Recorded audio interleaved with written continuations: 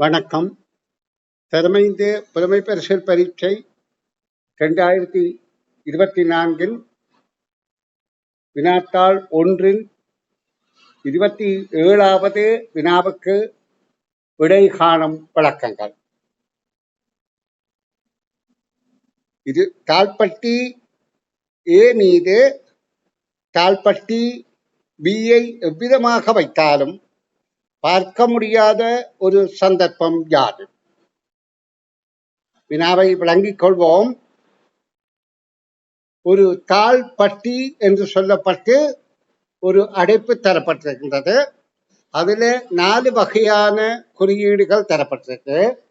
அதை தாள்பட்டி A என்று சொல்லப்படுகின்றது.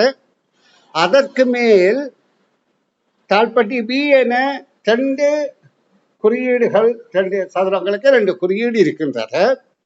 அந்த 2 குறியீடுகளையும் இதன் மேல் எப்படியாவது வைத்து எவ்விதமாக வைத்தாலும் பார்க்க முடியாத ஒரு சந்தர்ப்பமாக இந்த விடைகள்ல எது என கேட்கப்படுகின்றது.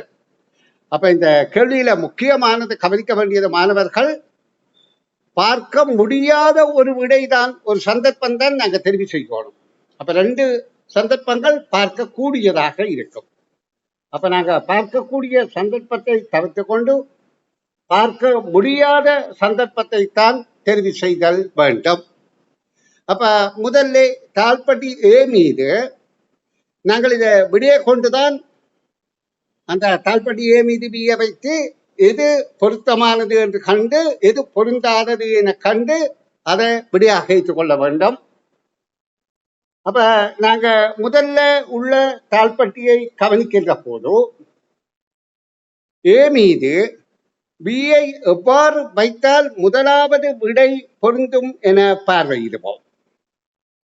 அதாவது முதலாவது விடையில, அதாவது இந்த பூ போன்ற இதழும் இந்த சதுரமும் இல்லை. அப்ப நாங்க இந்த தாள்பட்டியை கொண்டு வந்து வைக்க வேண்டிய இடம் நடு இடமாகத்தான் இருக்கும். 2ஐயும் கொண்டு வந்து நடுவில் வைத்தால், அப்படியே வைத்தால் முக்கோணத்துக்கு பக்கத்துல முக்கோணம் வரும். ஆனா விடைகள்ல அப்படி வராதபடியால் இதை திருப்பி அரைவட்டம் திருப்பி வைத்தால், இங்கே முக்கோணம் அரைவட்டம் திரும்புகிற போது தலை கீழாகவும், நல்லா கவனித்துக் கொள்ளுங்க, முக்கோணம் தலை கீழாக திரும்பியும், அடுத்தது சகதர என்கின்ற அடையாளம் அப்படித்தான் இருக்கும். சகதர என்பது அப்படியே இருக்கும்.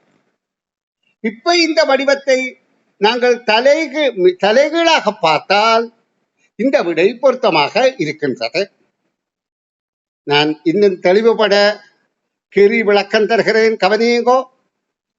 முதலாவது விடை போல ஒரு வருமாண்டு பார்க்கிறதுக்கு இந்த தாள்பட்டியை இப்படியே கொண்டு வந்து வைத்தால் பொருந்தாதபடியாலே இப்படியே கொண்டு வந்தால் முக்கோணத்துக்கு பக்கத்துல முக்கோணம் வந்துவிடும், அப்படியே நேராக வைத்தால். ஆனா இங்க விட முக்கோணத்துக்கு பக்கத்துல முக்கோணம் இல்லை. ஆன முறையில நாங்கள் இதை தலைகீழாக்கி இங்க கொண்டு வந்து வைத்தால் இந்த 2ம் முதல் விடையில இல்லை. அதாவது பூ இதழும் இந்த விடையில முதல் விடையில பூ இதழும் சதுரமும் இல்லை. அப்ப இதை தலைகீழாக வைக்கின்ற போது, இதை கொண்டு வந்து அரைவட்டம் திருப்பி தலைகீழாக வைக்கின்ற போது இந்த முக்கோணம், அதாவது முதல் இடத்தில் இப்படியாகவும் இந்த சகதர என்பது இப்படியாகவும் அமையும். இப்ப இந்த வடிவத்தை தலைகீழாக்கி பார்த்தால் இந்த விடை பொருத்தமாக இருக்கும். நன்றாக பாருங்க, வட்டத்தில் ஒரு மாறுபாடும் தெரியவில்லை. முக்கோணம் மேலிருந்து கீழானது கீழிருந்து மேலாக இருக்கின்றது. சகதரவில பொது வித்தியாசம் தெரியாது. இந்த முக்கோணம் கீழிருந்து மேல் என்றது மேலிருந்து கீழாக இருக்கும். அப்ப இது பார்க்கக்கூடிய உருவம், ஆகவே இது விடை ஆகாது. இனி நாங்கள் அடுத்த விடையோடு இந்த வடிவத்தை ஏதாவது செய்து மாற்றம் செய்து காண முடியுமா என்று நாங்கள் பார்வையிடுவோம்.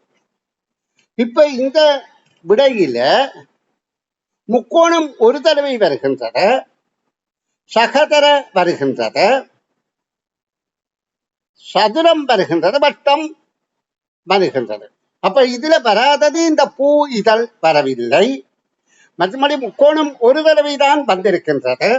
அப்ப இந்த முக்கோணம் இல்லாமல் போனால் அதுல உள்ள முக்கோணம் இதுல வைக்கும் போது வருவதற்கு சந்தர்ப்பம் இருக்கின்றது. அப்ப நாங்க அதை அப்படியே கொண்டு வந்து வைத்தால் இது பொருந்துதான் பார்ப்போம். இதை அப்படியே கொண்டு வந்து தலைகீழாக்காமல் அப்படியே இவ்விடத்துல வைத்தால் இதுல முக்கோணம் வரும், இதுல சகதர வரும்.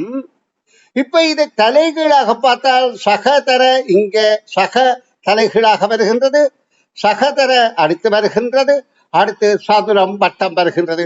அப்ப இரண்டாவது விடையும் விடையாக அமையாது, அது பொருந்துகின்றது, காணக்கூடிய நிலையாக இருக்கின்றது. இப்ப நாங்க மூன்றாவது விடையில என்ன மாறுபாடு என பார்ப்போம். அதையும் அது இப்ப எங்களுக்கு பார்க்க முடியாத வடிவம் இது என்பது தெளிவாகிவிட்டது. விடை அதை ஒருக்கா உற்று கவனிப்போம். உற்று கவனிக்கின்ற போது இந்த கடதாசியில பூ இதழ் தெரிகின்றது, முக்கோணம் தெரிகின்றது, 2 தரம் முக்கோணம் தெரிகின்றது. அடுத்தது பூ இதழ் தெரிகின்றது, முக்கோணம் தெரிகின்றது, சக தெரியவில்லை, வட்டம் தெரியவில்லை, இந்த கோடுகள் தெரிகின்றது.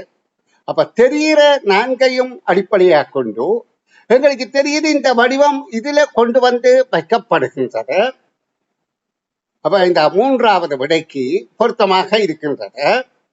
ஆனா இதை இப்படியே கொண்டு வந்து வைத்தால் இந்த முக்கோணம் இங்க பாருங்கோ, இதை இப்படியே கொண்டு வந்தால் முக்கோணம் இப்படி வரும், சகதர இப்படி வரும், பொருத்தமாக இருக்கின்றது. ஆனா இதை தலைகீழாக பார்க்கும் போது சகதர பொருத்தமாக இருக்கின்றது. இந்த முக்கோணம் கீழிருந்து மேலாக போனால் அங்க மேலிருந்து கீழாக வந்திருந்தால் இதுவும் பார்க்கக்கூடிய தோற்றம். மற்றது பூ இதழ் சரி, இந்த முக்கோணம் மேலிருந்து கீழிருந்து மேலிருந்தபடியா மேலிருந்து கீழே சரி. அப்ப இந்த முக்கோணம் ஒன்று மாறுபட்டபடியால் இந்த வடிவம்தான் எங்களால் பார்க்க முடியாத சந்தர்ப்பம் என்பது விடையாகும். நன்று.